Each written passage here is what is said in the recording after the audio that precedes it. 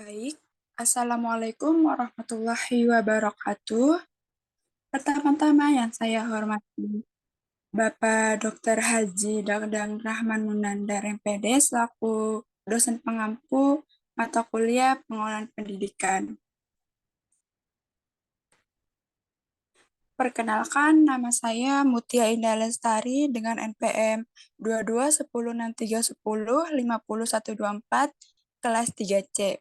Baik, pada kesempatan kali ini saya akan membahas atau memaparkan hasil observasi saya ke 3 sekolah, yaitu Sekolah SD Cimahi 2, SDN Curug 1, dan SDN Tanah Baru 2. Yang pertama di sini ada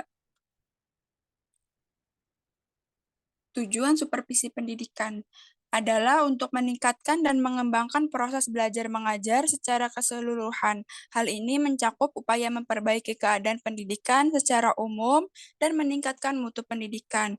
Tujuannya juga untuk memberikan pengetahuan dan keterampilan kepada setiap pegawai, memberikan pandangan yang lebih luas dan komprehensif mengenai rumusan tujuan pendidikan, serta mengembangkan potensi, bakat, dan keterampilan untuk mencapai kesuksesan.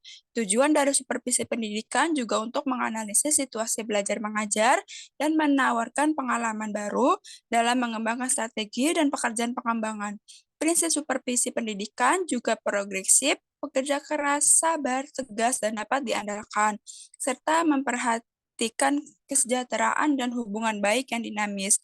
Penilaian yang diberikan dalam manual pemulihan harus komprehensif dan berkesinambungan. Artinya, tujuan supervisi pendidikan tidak hanya untuk memperbaiki situasi belajar mengajar, tetapi juga untuk mengembangkan potensi, bakat, dan kemampuan untuk maju. Prinsip supervisi pendidikan juga progresif, bekerja keras, sabar, tegas, dan dapat diandalkan, serta memperhatikan kesejahteraan dan hubungan baik yang dinamis.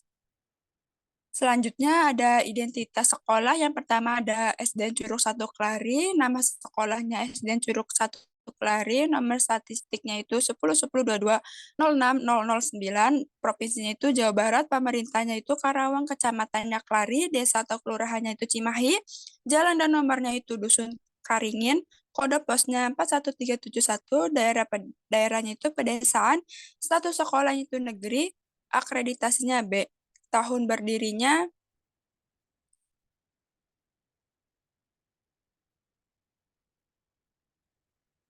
selanjutnya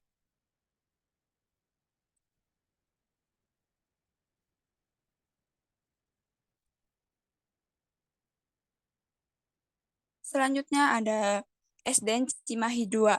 Nama sekolahnya SDN Cimahi 2, nomor statiknya itu 10.10.22.06009, provinsinya Jawa Barat, pemerintahnya Kota Karawang, kecamatannya Klari, desa atau kelurahannya Curug, jalan dan nomor itu Jalan Raya Kosambi, kode posnya itu 41371, daerahnya itu pedesaan, status sekolahnya itu negeri, akreditasinya itu B.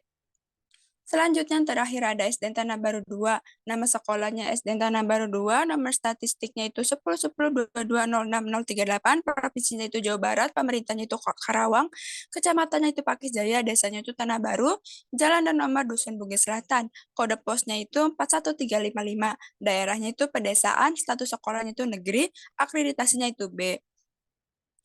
Nah, di sini ada konsep supervisi pendidikan. Yang pertama ada pemeriksaan manajemen personalia yang meliputi pemeriksaan kartu pegawai, tata cara promosi, pembagian tugas, dan lain-lain. Yang kedua, memeriksa pemeliharaan gedung dan peralatannya, misalnya memeriksa kondisi kursi, meja, papan, dan lain-lain. Yang ketiga, pengawasan pengelolaan perpustakaan meliputi penilaian terhadap kondisi buku dan lokasi perpustakaan. Yang keempat, ada pengendalian pengelolaan keuangan yang meliputi pengendalian pengeluaran sesuai peraturan dan kebenaran pembayaran gaji. Yang kelima, ada pengawasan pengelolaan kantin yang meliputi evaluasi makanan dan kebersihan kantin. Selanjutnya, regulasi supervisi pendidikan itu ada bidang kurikulum, bidang kesiswaan, bidang kepegawaian, bidang sarana dan prasarana, bidang keuangan, bidang humas, bidang ketatausahaan. Di sini ada kekuatan dan kelemahan dari SDN Curug 1. Kekuatannya itu tidak kekurangan guru, ruang Kelasnya memadai, kursi meja, papan tulis masih bagus, terdapat 12 ruang kelas, memiliki wifi, memiliki lahan parkir, memiliki kamar mandi, ada taman, super pendidikan, sudah terlaksana. Kelemahannya itu tidak ada perpustakaan, tidak memiliki lab komputer, tidak memiliki ruang UKS, sistem kurikulumnya masih campuran, yaitu K13 dan Merdeka. Di sini ada kekuatan dan kelemahan dari SDN Cimahi 2. Kekuatannya itu memiliki perpustakaan, memiliki lab komputer, memiliki wifi, ruang kelas memadai, terdapat 13 ruang kelas, memiliki kamar mandi, kursi meja, papan tulis masih bagus, supervisi pendidikan sudah terlaksana. Kelemahannya itu tidak adanya lahan untuk parkir, tidak ada taman, tidak ada ruang UKS, kekurangan guru. Guru sudah berumur, tidak memiliki kantin. Nah, di sini ada kekuatan dan kelemahan dari SDN Tanah Baru 2. Kekuatannya itu tidak kekurangan guru, terdapat 8 ruang kelas, kursi, meja, papan tulis masih bagus, ada taman, memiliki kamar mandi, memiliki lahan parkiran, supervisi pendidikan sudah terlaksana. Selanjutnya ada kelemahannya itu tidak ada ruang UKS, tidak ada perpustakaan, tidak memiliki kantin. Nah, di sini uraian pendapat saya berdasarkan fungsi manajemen. Pertama dari SDN Curug 1 dulu. Berdasarkan pengamatan saya, SDN Curug 1 masih tertinggal dalam hal supervisi pendidikan karena tidak memenuhi regulasi supervisi pendidikan sarana dan prasarana. Karena tidak ada ruang perpustakaan, tidak memiliki lab, komputer, tidak memiliki ruang UKS, namun SDN Curug 1 tidak kekurangan guru. Hal tersebut dapat melancarkan perencanaan, pelaksanaan, dan pengawasan kegiatan pendidikan.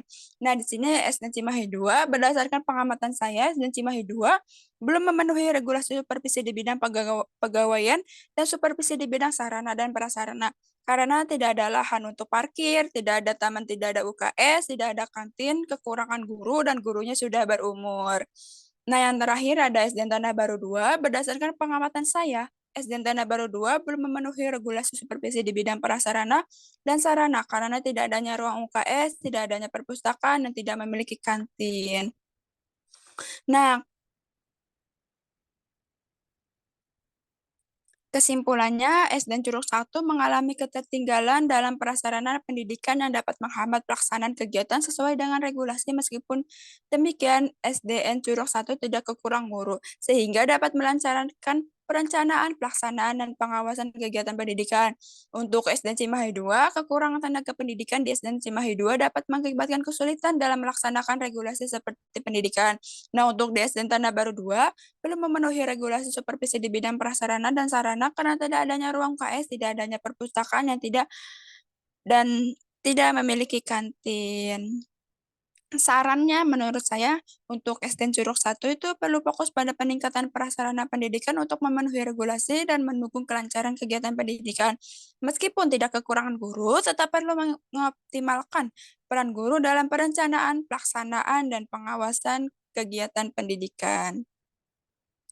Untuk SDN Cimahi 2 belum melakukan upaya dalam merekrut dan mempertahankan tenaga pendidikan yang memadai untuk mendukung pengeluaran satuan pendidikan sesuai regulasi.